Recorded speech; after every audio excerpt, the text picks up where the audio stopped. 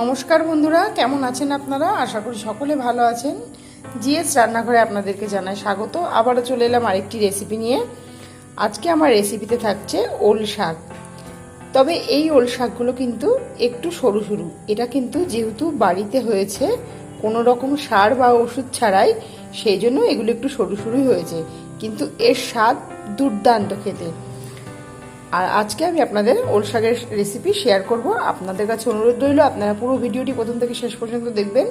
আর আমার চ্যানেলে নতুন বন্ধু হয়ে থাকলে চ্যানেলটি সাবস্ক্রাইব করার অনুরোধ রইল। এবারে ওল শাকগুলোকে কেটে নেব।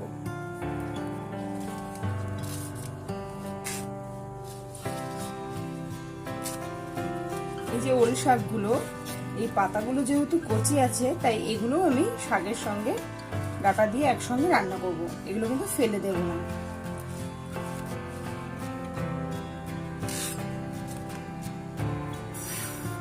এইভাবে উপরে যে খোসাটা থাকে সেটা ফেলে দিতে হবে।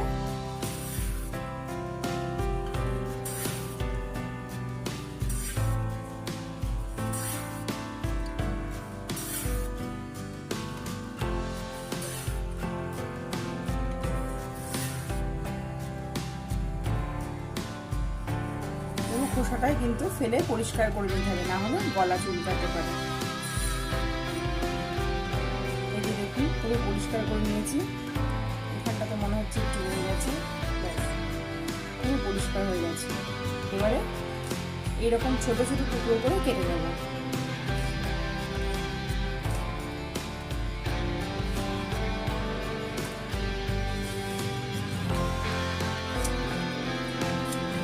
শাকগুলো কিন্তু আমি এর সঙ্গে কেটে দিয়ে দেবো।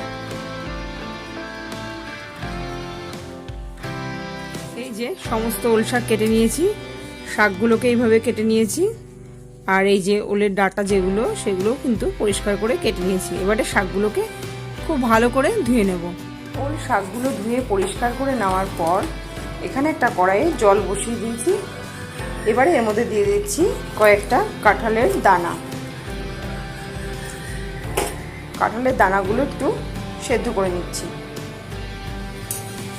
5 মিনিট মতন কাঁঠাল দানাগুলোকে সেদ্ধ করে নিলাম। এবারে একটা ঝাঁঝরি হাতার সাহায্যে তুলে নিচ্ছি।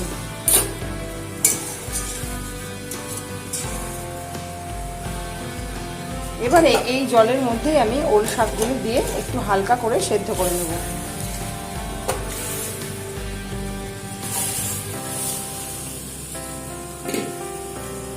ওল শাক সেদ্ধর সময় এর মধ্যে একটু লবণ দিয়ে দিলাম। ফিরে এলাম 5 মিনিট পর। ওল শাকটা 5 মিনিট মতন সেদ্ধ করে নিয়েছি। এবারে একটা পাত্রে জল ঝরিয়ে আবারও ভালো করে ধুয়ে নেব। ওল শাক সেদ্ধ করে নেওয়ার পর কড়াইতে সর্ষের তেল দিয়েছি অল্প করে। এবারে আমি সেদ্ধ করে রাখা কাঁঠাল দানাগুলো এর মধ্যে দিয়ে দেবো।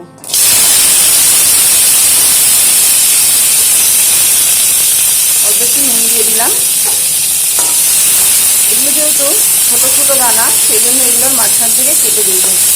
এবারে এগুলোকে ভেজে নেব। কাঁঠাল দানাগুলো খুব ভালো করে ভেজে নিলাম। এগুলোকে একটা পাত্রে নামিয়ে নেব। কাঁঠাল দানা ভেজে নেওয়ার পর কড়াইতে আবারও সর্ষের তেল দিয়ে দিয়েছি। ফোড়নে দিয়ে দিলাম 5 ফোড়ন, আর দিয়ে দিচ্ছি সর্ষে। একটু হালকা ভাজা হয়ে গেল ফোড়নটা। এবার এর মধ্যে সেদ্ধ করে রাখা ওল শাক দিয়ে দেবো।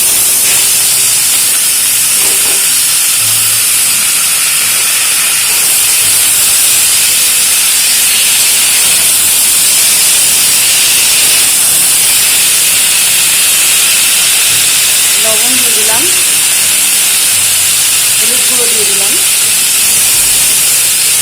ওল শাকগুলোকে একটু ভেজে নেব।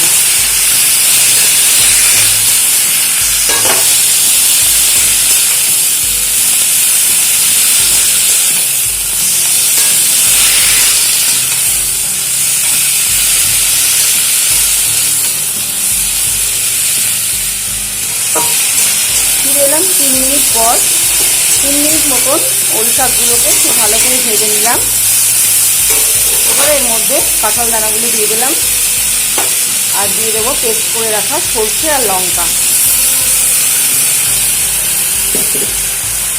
আর হলুদ লবণ আগেই আমি পরিমাণ মতো দিয়ে দিয়েছি।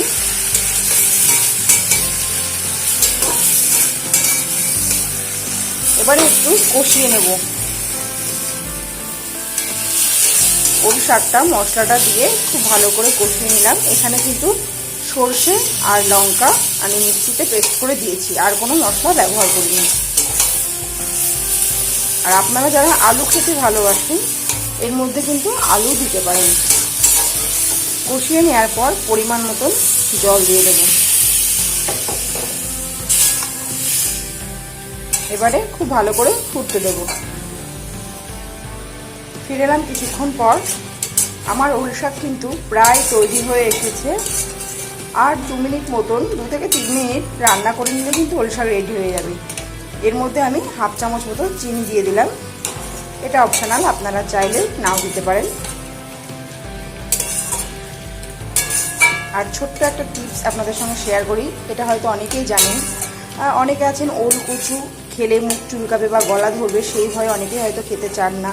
তবে তরকারিটা নামানোর আগে একটুখানি যদি লেবুর রস চিপের মধ্যে দিয়ে দেন, তাহলে আর গলা চুলকানোর কোনো সম্ভাবনাই থাকে না। ফিরে এলাম 3 মিনিট পর। ওল শাক কিন্তু পুরোপুরি তৈরি হয়ে গেছে। তোমার আজকের রেসিপি কেমন লাগলো আপনারা অবশ্যই জানাবেন। ভিডিওটি ভালো লাগলে লাইক, শেয়ার, কমেন্ট করতে ভুলবেন না। আজকের মতো শেষ করছি এখানেই। আবারও হাজির হয়ে যাব নতুন কোনো রেসিপির সাথে। ততক্ষণে ভালো থাকবেন, সুস্থ থাকবেন। ধন্যবাদ।